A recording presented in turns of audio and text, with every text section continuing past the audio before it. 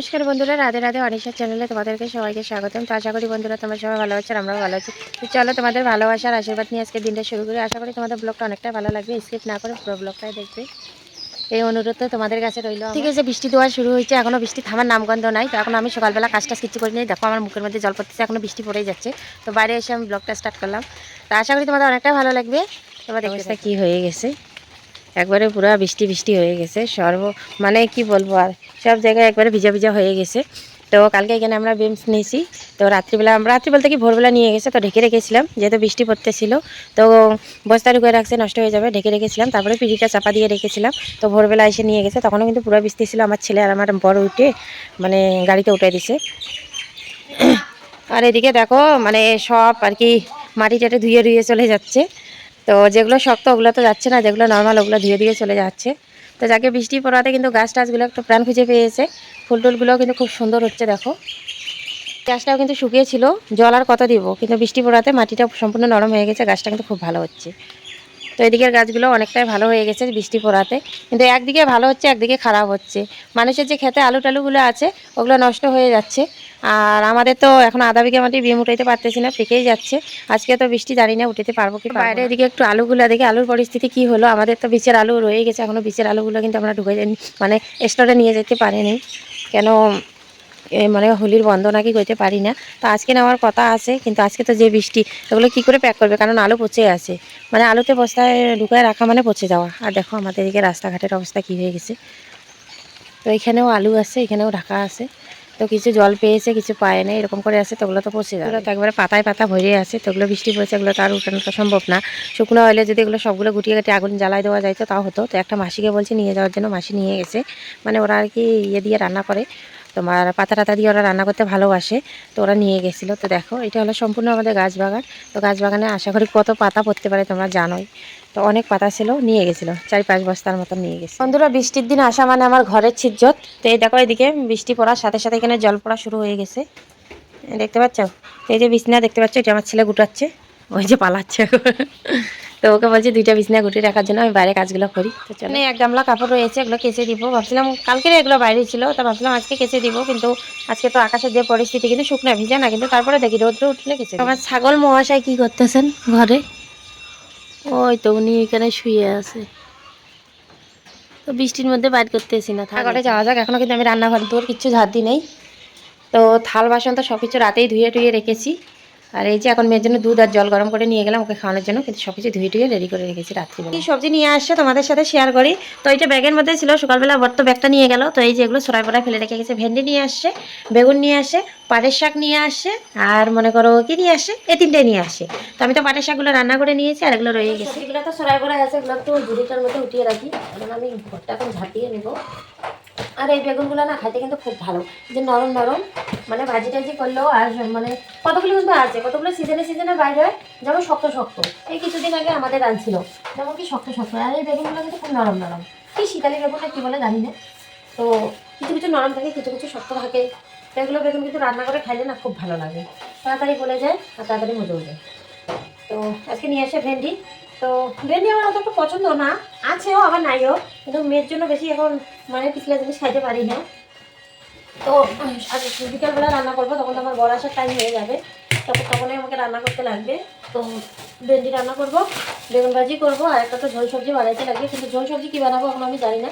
লঙ্কাগুলো এইভাবে রাখবো না, এইভাবে যদি বটু সহকারে রাখি তাহলে লঙ্কাগুলো না পচে যায়।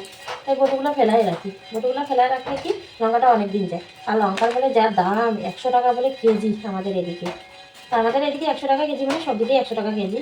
তো যাকে এখন অল্প অল্প করে আনে, নাহলে তো আমাদের 1 কেজি করে কাঁচা লঙ্কা আনতো যখন মনে করো দাম কম। তো এখন এই দেখো কইটুকু কাঁচা লঙ্কা নিয়ে আসে। আর আমার কাঁচা লঙ্কা যা ফেভারিট, মানে আমার কাঁচা লঙ্কা হইলে আমার মানুষের না মাছ মাংস দেখলে লোভ যায়, তারপর অন্য কিছু দেখলে লোভ যায়। আর আমার না এই কাঁচা লঙ্কা দেখলে কেন জানি এত লোভ যায়, মানে আমি যখন খেতে বসবো তখন মানে 10-12টা যদি কাঁচা লঙ্কা দেওয়া যায়, আমি যে মনে কতগুলো যে ভাত খাবো। আমি 10-12টা, মানে 10-12টা কি তার থেকেও বেশি কাঁচা লঙ্কা খাইতে পারি। আমি এত লঙ্কা ভালোবাসি, মানে অন্য কিছুর দিকে আমার কোনো আগ্রহ নয়, কিন্তু লঙ্কার দিকে। আর যদি একটু শাক দিয়েছ, বা যে কোনো শাক, কুমড়ো শাক হোক, লাউ শাক হোক, বা যে কোনো শাক হোক, কচু পাতার শাক হোক, আর লঙ্কা আর শাক যদি আমাকে কেউ দিতে পেরেছ, আর যদি ঝাল ঝাল করে কিছু একটু বানিয়ে দিতে পেরেছ, আমি মনে 2 তলাও ভাত খেয়ে নেবো। সত্যি কথা বলতে কি, আর আমার মাছ মাংসের দিকে এত একটা আগ্রহ নাই, কিন্তু আমার মাছ মাংস একদম পছন্দ না, বিটকার লাগে আমার মাছ মাংস। তো আমাদের বাড়িরগুলো তো মনে করো খায়, তো এখন তো রান্না করতেই লাগে। তো যদি না মনে করো রান্না বান্না করতাম, মানে ওদের মনে ধারে কাছেও যাইতাম না। তো মনে করো রান্না বান্না করতে করতে 6 মাসে 9 মাসে তাও একটুখানি গালে দিই, কিন্তু দিয়ে রাখতে পারি না, ঘৃণা লাগে। তো এর জন্য রাখতেছি যে খাওয়াই বন্ধ করে দিই, আর খাবো না। বন্ধুরা এই যে পাতাগুলো দেখতেছো, এই পাতাগুলো এখন মানে হাত দিয়ে টুকরে টুকরে নিয়ে তারপরে উঠাটাকে ঝাঁট দিতে লাগবে। আবার বৃষ্টি শুরু হয়ে গেছে, তো তোমরা দেখতে থাকো। এখন পাতাগুলো উঠাবো, পুরো বৃষ্টি দিচ্ছে, আর পাতা না উঠাইলে তো আমি ঝাঁট দিতে পারবো না।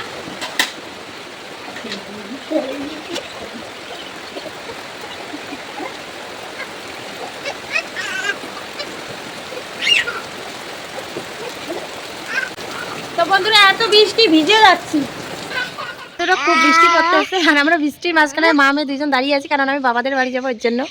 তো মেয়েটা আমার খুব যন্ত্রণা করতেছে, ও বাড়িতে থাকবে না। আমার সোনা মেয়েটা, ওইটা আমার খুব সোনা মেয়ে, মারবে মারবে মারি আবার আমাকে আদর করবে, দুষ্টু মিষ্টি মেয়েটি আমার।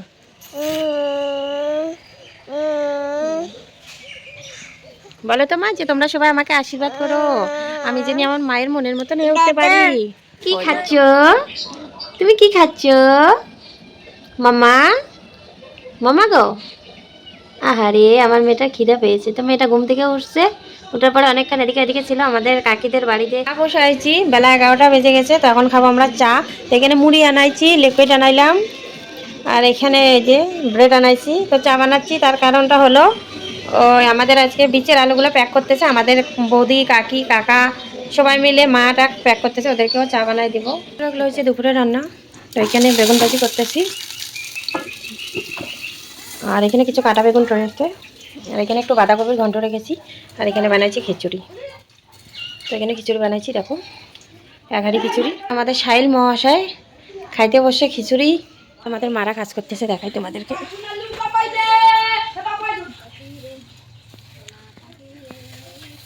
এই যে আমাদের আলুগুলো। তো শুভ সন্ধ্যা বন্ধুরা, সন্ধ্যা হয়ে গেছে, তবুও ক্যামেরার মধ্যে দেখা যাচ্ছে সন্ধ্যা হয় নাই, কিন্তু সন্ধ্যা হয়ে গেছে। তো মানে যেটাকে বলা হয় কাল সন্ধ্যা আর কি, তো সন্ধ্যা হয়ে গেছে। তো যাকে এখন তো এই টাইমটি আর কি গৃহলক্ষ্মী বাড়িতে প্রবেশ করে, তো সবাই সন্ধ্যা টন্ধা দিচ্ছে, আমি তো দিতে পারতেছি না, কারণ আমাদের তো অসুস্থ। তো দেখো আকাশটা যেমন সাদা সাদা হয়ে আছে, কিন্তু মেঘলা হয়ে আছে, আর দেখে মনে হচ্ছে তো পুরো একবারে সাদা হয়ে আছে, কিন্তু সবগুলো মেঘ জমে আছে। তো আবার মানে বৃষ্টি হবে, সারাদিন বৃষ্টি ছিল। তো এখানে আমি আর মেয়ে আমার দাঁড়ায় আছি, কারণ আমি ভাত বসায় দিয়েছি। তো ওর বাবু তো আর আসার টাইম হয়ে গেছে, অলরেডি সন্ধ্যা হয়ে গেছে, আর আজকে হলো শনিবার। তো শনিবার দিন একটু লেটে আসে, তো কিন্তু মেয়ের ঘুম পেয়ে গেছে। তো ভাতের ওইদিকে উতরানি আসতেছে, যার জন্য আর ওকে ঘুম পাড়াইতে যাচ্ছি না, কারণ ওকে যদি ঘুম পাড়াইতে যায় ওখানে কিন্তু 20-20 মিনিট লেগে যাবে। তো জানোই তো মেয়েটা দারুণ আমার দুষ্টু। তো আগে ভাতটা নামাবো, তারপর যাবো। তো সবজি টবজিও কেটে রেখেছি, কেটে রাখছি বলতে কি ভেন্ডি কাটবো, আর সোয়াবিন তো ভিজিয়ে রেখেছি। তো চলো তোমাদের সাথে, এখানে ভেন্ডি ধুয়ে রাখছি, আর এখানে সোয়াবিন ভিজিয়ে রেখেছি, আর ভাত এখানে হচ্ছে, প্রায় ভাতে উতরানি চলে আসতেছে। তো এখন আর যাচ্ছি না ওকে নিয়ে ঘরে, তো ওগুলো আগে হোক তারপর যাবো। বসা দিয়েছি, গরম হয়ে গেছে, আর এখানে কেটে রাখা ভেন্ডিগুলো বসাই দিব, তেলগুলো গরম হয়ে গেছে।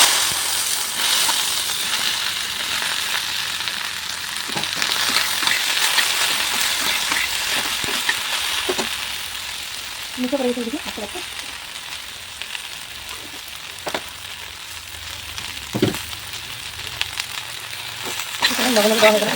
লঙ্কাগুলো এখন এখানে ভাজিতে দিয়ে দেবো। আমার বরের আবার এরকম করে ভাজিতে লঙ্কা না দিলে হয় না, লঙ্কাটা বেশিই লাগছে।